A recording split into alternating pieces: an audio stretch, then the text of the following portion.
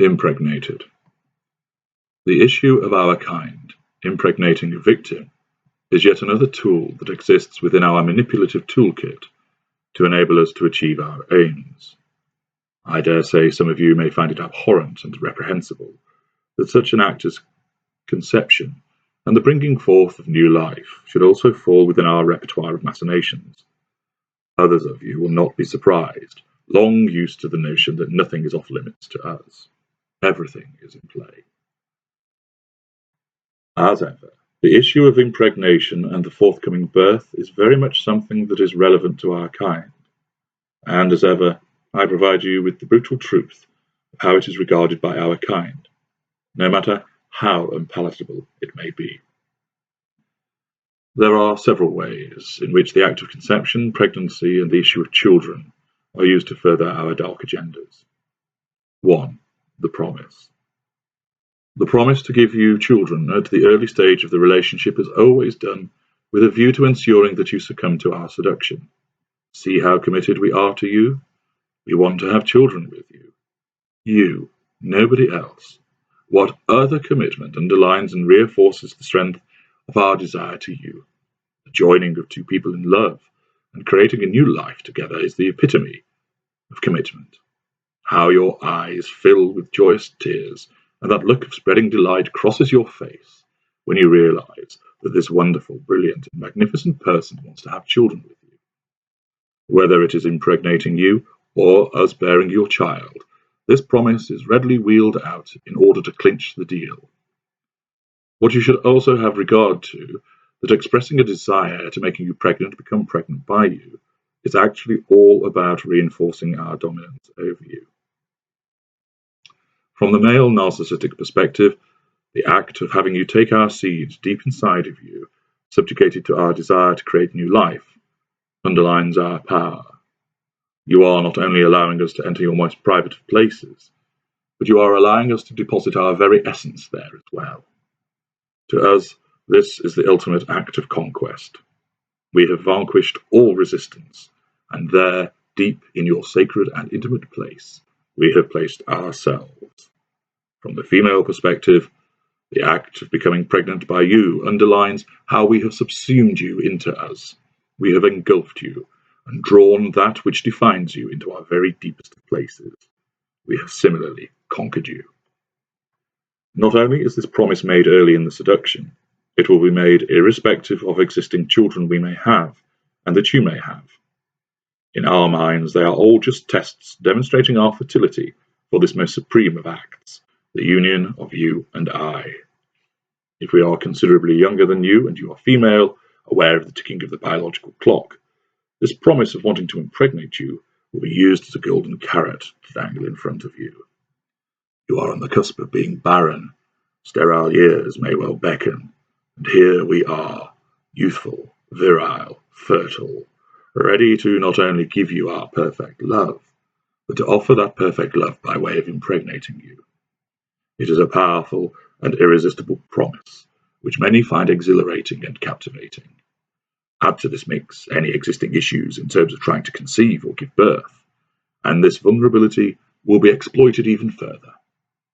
We want to give you what you want, only because it will give us what we want. This promise will be launched at you from early on, and will initially seem like a loving and romantic comment to make, but it is one that is born out of the need to dominate and conquer. It is a promise that will be made good for the second reason. 2. Binding. There is no better way to bind you to us than the issue of children. The creation of children means that you are far less likely, and indeed, in many cases unable, to escape us. You want the perfect image of a family, and with someone who has arrived with such a glorious love for you. Who better than us to have children with? We know that because as an emphatic person, you will dedicate yourself to their upbringing, and therefore allow us to reduce our own involvement, save when it suits us.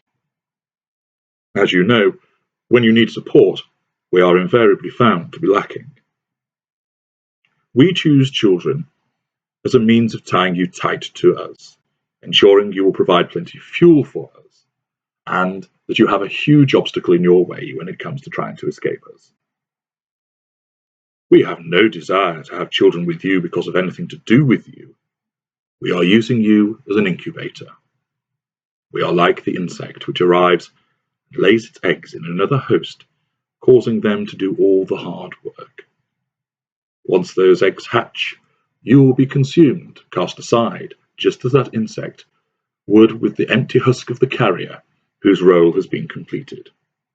You are an appliance that supplies fuel. You are an appliance which is there to carry our offspring, leaving us free to cultivate other fuel sources. You will receive little or no help from us, or be doted on, dependent on whether the pregnancy remains in the golden period. Whichever it is, we expect you to bring forth our issue without complication or problem, because these children are required for the third and fourth reasons. 3. Pawns. What better device to use as a means of triangulation than one's own children? These pawns are used in the ongoing competition with you. I love you more than Mummy. You know that, don't you?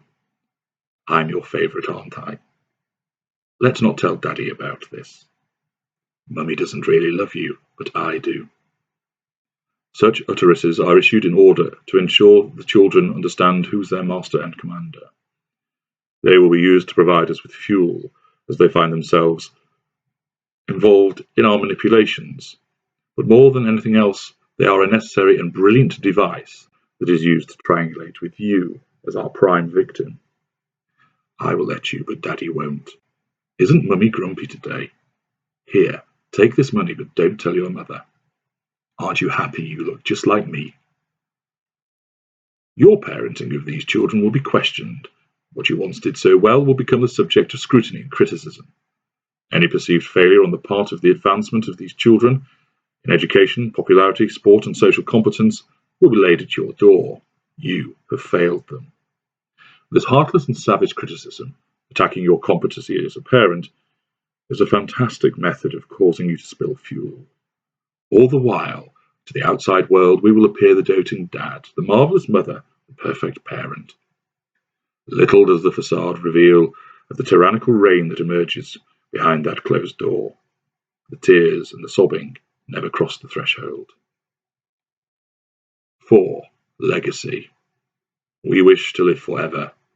Someone as brilliant as ourselves deserves this. And children provide the ideal conduit for securing that legacy. Our magnificence lives on through the accomplishments and achievements of children. He gets his brains from me. Yes, I was a champion sprinter as well. He has inherited my artistic side. I always knew he would follow me into the profession. It is the good genes I gave her. I always knew she would be a brilliant swimmer. The child never achieves anything. We cause those achievements.